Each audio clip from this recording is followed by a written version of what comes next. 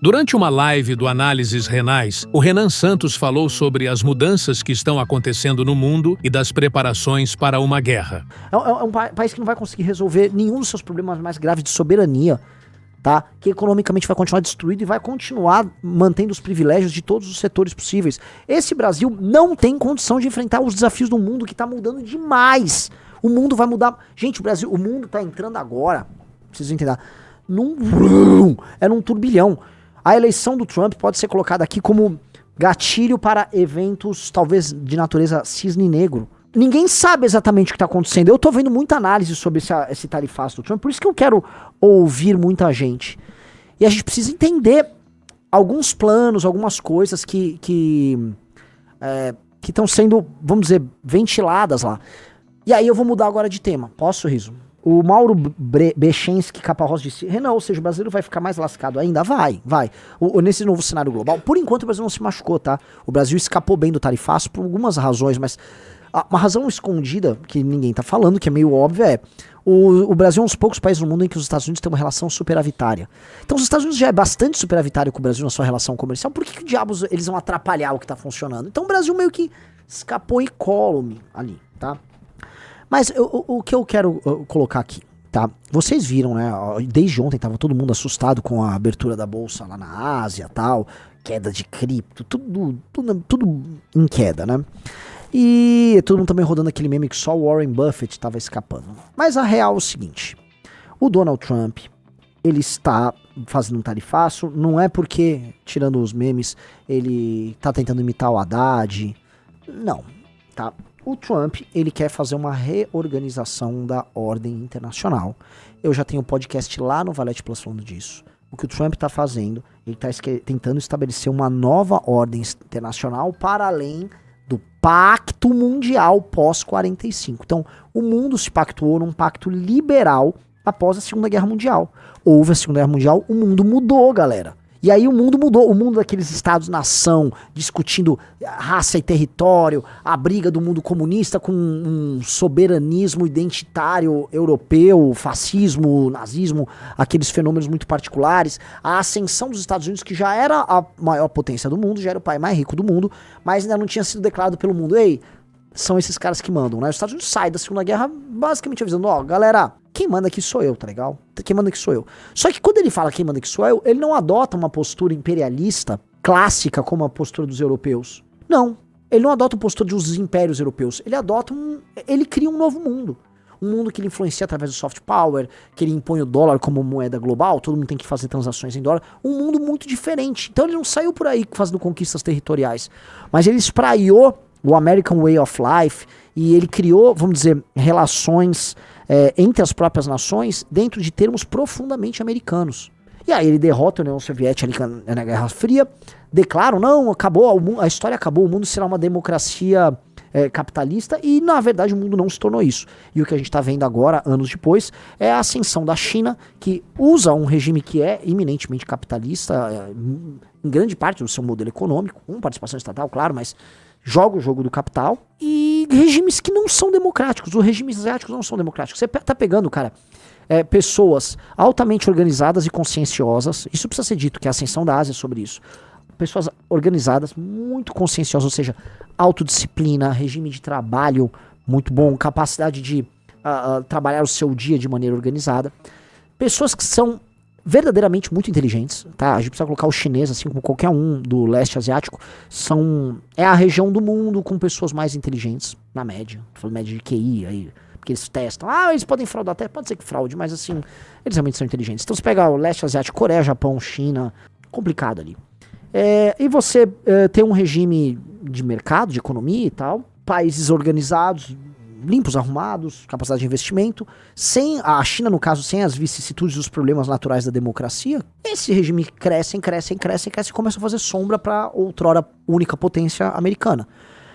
A potência americana se mesclou com esse mundo liberal e com esses fluxos de capitais, aí você criou assim o Partido Democrata como ele representante deste mundo livre, né? Que é o mesmo mundo woke que a gente fala, né? E que vocês às vezes vão ver críticas assim, Ucrânia, União Europeia e democratas. O Biden apoia a Ucrânia, a União Europeia, mas a direita agora apoia o Putin. Em grande medida, a ruptura que a classe média americana fez, que foi a classe média americana que tocou isso, a ruptura da classe média americana com esses ditames liberais pós-guerra, ela se dá através do Trump, e eles estão rompendo com tudo. E aparentemente ele quer romper com esse jogo, que ele considera um jogo ruim para essa classe média. E mais, num mundo que vai ser bastante conturbado, por quê? Porque a China será potência, fato, potência industrial, bélica, econômica, e Estados Unidos, né, uma potência que não quer perder sua força. Isso acaba gerando o que eles chamam, né, na análise política de armadilha de Tucídides, que é a relação de tensão que existe entre uma potência estabelecida e uma potência em ascensão. No caso, a potência estabelecida era Esparta, por Tucídides, e a ascensão era Atenas, que estava fazendo a liga das cidades ligadas a ela, levando democracia ali pro Mar Egeu e tal. Na prática, tá? É uma relação conturbada que antecede uma guerra. E essa relação conturbada está se agravando. Você está vendo as primeiras reações duras dos Estados Unidos com relação ao estabelecimento da China como potência, e isso se dá de uma maneira muito dinâmica, porque envolve todos os aliados, envolve a Europa, que é aliada americana. E o Trump está mudando essa linguagem política, e o Trump está fazendo isso, e ele não vai voltar atrás. A não ser que ele vá lá, veja que ele vai ter um dano político muito claro agora. Não parece ser o caso que ele vai voltar atrás. E por que não parece ser? Porque essa é uma política fundamental do governo dele, e o governo dele, aparentemente, tá, foi eleito para fazer isso. O governo Trump foi eleito para fazer isso. Eu vou mandar aqui pro Riso, saiu até uma pesquisa que vai mostrar um negócio para vocês que vai surpreender muita gente. Mas que assim, o eleitor do Trump não tá exatamente chateado com o tarifaço. Ó, tá aí na tela. Ó, pesquisa. Tarifas dos Estados Unidos sobre bens importados. Público em geral. 52% a favor, 48% contra. E eleitores do Trump, Riso. Favor 83% contra 17%. Vocês entenderam, né? Vocês entenderam. A população americana, no começo, está endossando o presidente. Porque ele está fazendo aquilo que ele se propôs na campanha. Ele nunca escondeu que ele iria nessa linha. Ele já estava falando em ser protecionista e não é de hoje.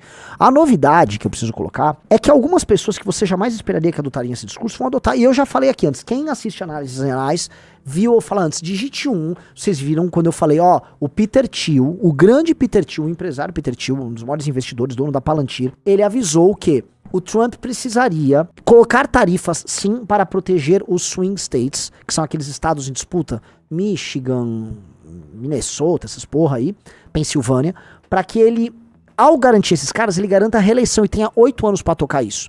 Eu falei que o Peter Thiel falou isso no final do ano passado. Você lembra, Riso? Você já fazia live comigo. O Peter Thiel deu uma entrevista fundamental e falou isso.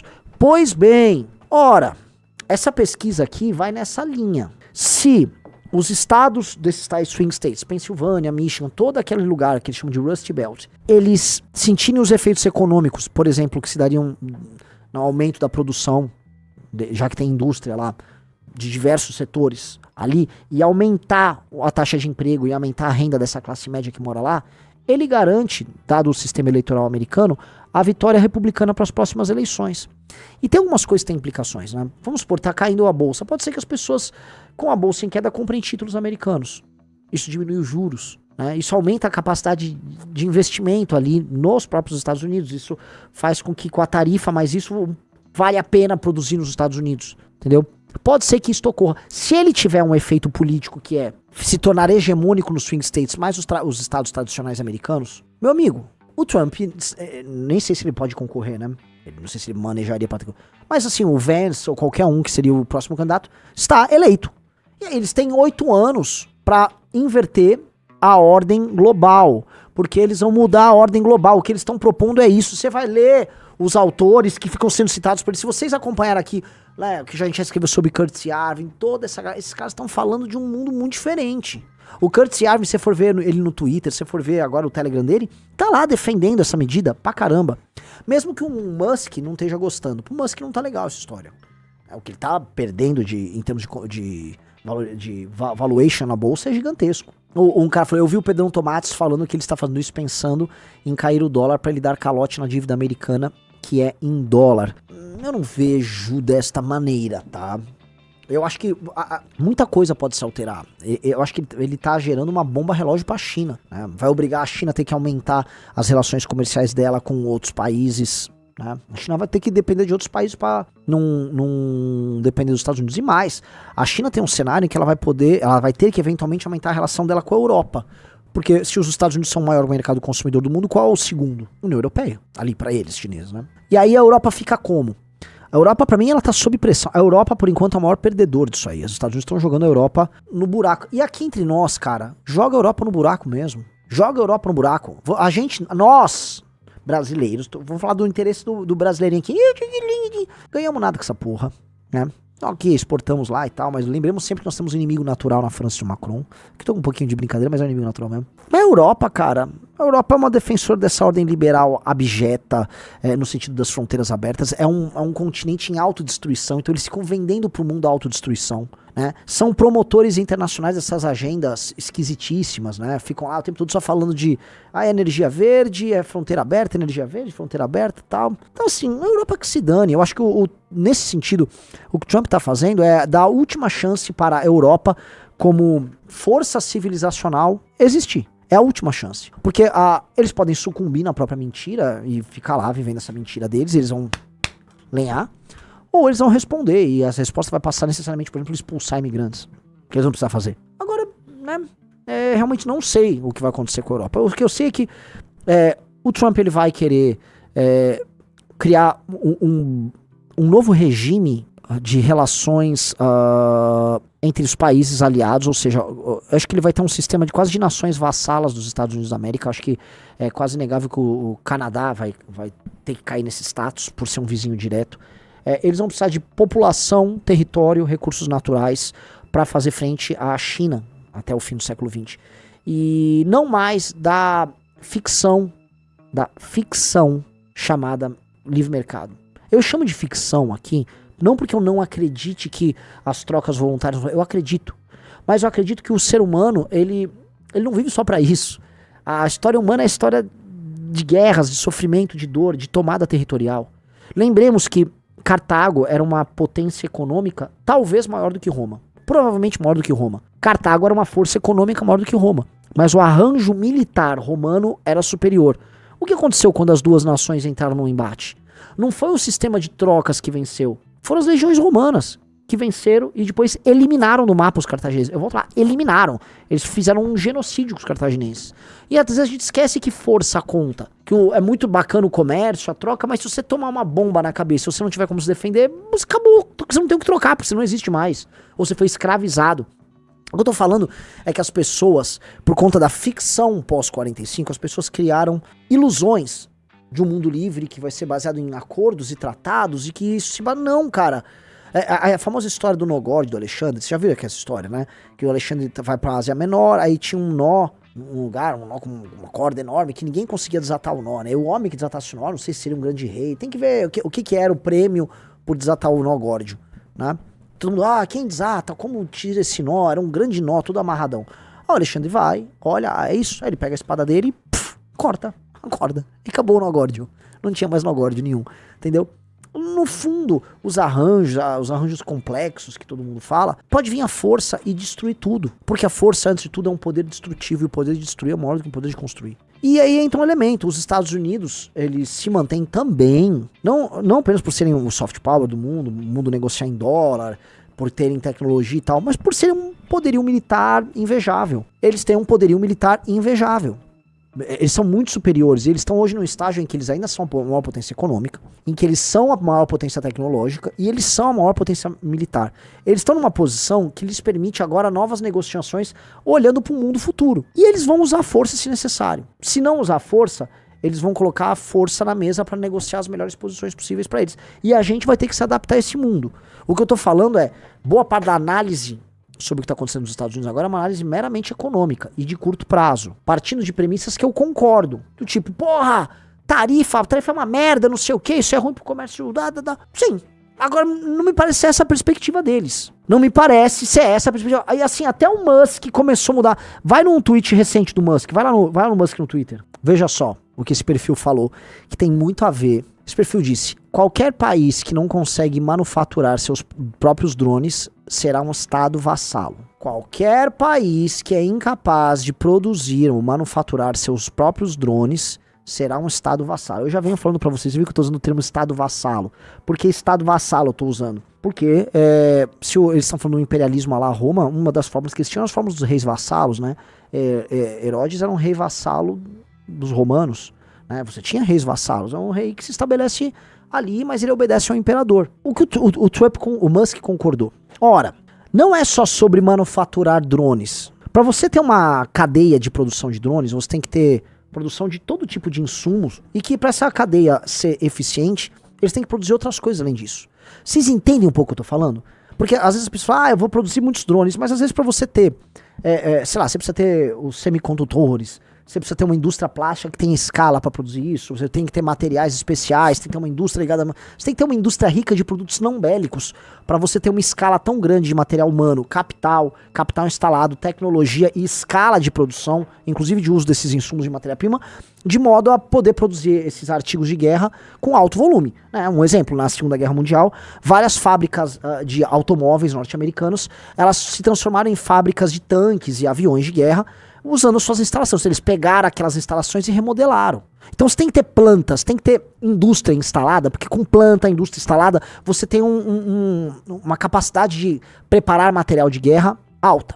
E o mundo vai passar por uma corrida armamentista. Na verdade, o mundo já tá passando. Hello!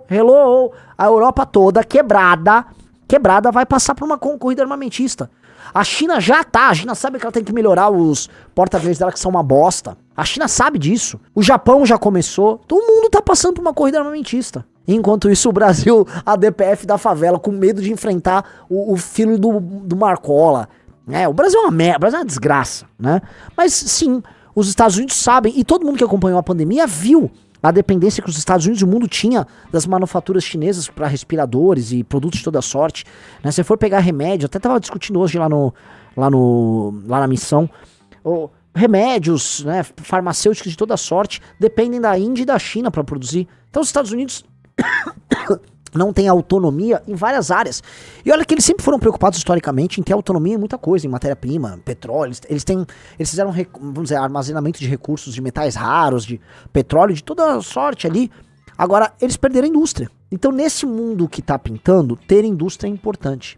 Ainda que isso não significa que que você será necessariamente mais rico ou que vai ser melhor para as nações, vai ser melhor para o comércio global. Eu acho que não. Eu tô com os liberais nisso. Por isso que eu quero fazer esse debate com a galera lá no News. Eu quero fazer um debate, tipo assim, um debate real, de pessoas que não estão indo lá se ofender. Uma discussão legal, divertida, pessoas abertas a serem convencidas pra gente entender o que os Estados Unidos estão fazendo. E antes de tudo, antes de falar se é bom ou ruim pro Brasil ou bom ou ruim pro mundo, foda-se se é bom ou ruim pro mundo. Essa discussão ninguém tá preocupado. A discussão é uma estratégia inteligente do Trump e é uma estratégia inteligente para o futuro dos Estados Unidos? Acho que é isso que a gente precisa discutir, porque no fundo é isso que todo mundo quer saber. E eu acho que isso aí nós precisamos entender, até para entender a posição brasileira nisso. Isso tem a ver, inclusive, com o livro amarelo. Como o Brasil se adapta num cenário desse? Porque, naturalmente, para os Estados Unidos, seria muito melhor para eles distribuir a produção industrial fora dos Estados Unidos em nações amigas. Porque o problema da China para os Estados Unidos não é que a produção industrial deles foi parar fora do território americano. Não, ela foi parar justamente na nação que compete diretamente com os Estados Unidos. E mais, esses caras não são trouxas, os chineses são muito bons. Gostemos ou não, tá? E o Partido Comunista Chinês é corrupto, deve ser e tal. Os caras trabalharam bem. Gostemos ou não, os caras trabalharam bem. Então, os Estados Unidos, entregou e acharam o quê? Que os chineses não iam fazer a corrida deles? Ora, em todos os setores que os chineses se propuseram a disputar com os Estados Unidos, eles estão disputando de igual para igual. Tô falando de alta tecnologia. 5G eles até passaram, mas vamos para a bateria e carro elétrico. Eles entraram na briga lá com o Musk e estão ali, ó. E eles têm escala, né? Mas estão aqui, celulares. Passaram já, Musk? Em muitas. Já deixaram o Musk pra trás. A BYD tá botando a Tesla pra mamar. Sim. E aí, cara, assim, estão achando que o chinês era trouxa? O Spengler falava que, acho que é no Homem à Técnica, tá? O russo estiver assistindo aqui, por favor, me corrija, mas acho que é no Homem à Técnica, o russo... que há um erro, né, do homem ocidental em entregar a tecnologia pro Oriente. Né? Foi dado as ferramentas de guerra pro Oriente. Né? A grande revolução tecnológica do Ocidente foi parar no Oriente, e o Oriente tem escala. Porque entendam, tá? No fundo, cara, a guerra da humanidade é sobre É sobre aqueles dois grandes povos que nunca se encontraram, né? No fundo, Roma e China nunca se encontraram para brigar. Roma e China nunca se encontraram para brigar. Hoje, quem é? São os herdeiros dos romanos e os chineses. E o resto do mundo meio que importa é Roma e China. É Roma e China. Desde sempre. Tinha a Pérsia no meio. Sim, teve a Pérsia no meio, já foi. Mas assim, é Roma e China. E o que tá contando o mundo tá dividido entre a nova Roma, que são os Estados Unidos. Uma Roma no sentido de herdeira do Ocidente, maior herdeiro do Ocidente. Antes que alguém apareça, não, herdeiro da Roma... Eles são os anglo-saxões, eu sei disso. Estou falando que o herdeiro, né, como representante maior do Ocidente, até que fica larpando de República Romana, de republicano romano, que são os Estados Unidos da América. Gostou dessa análise? Assista o Análises Renais de segunda a sexta no canal do MBL Live TV, às 15 horas. Para mais cortes como esse, se inscreva no Pela Missão.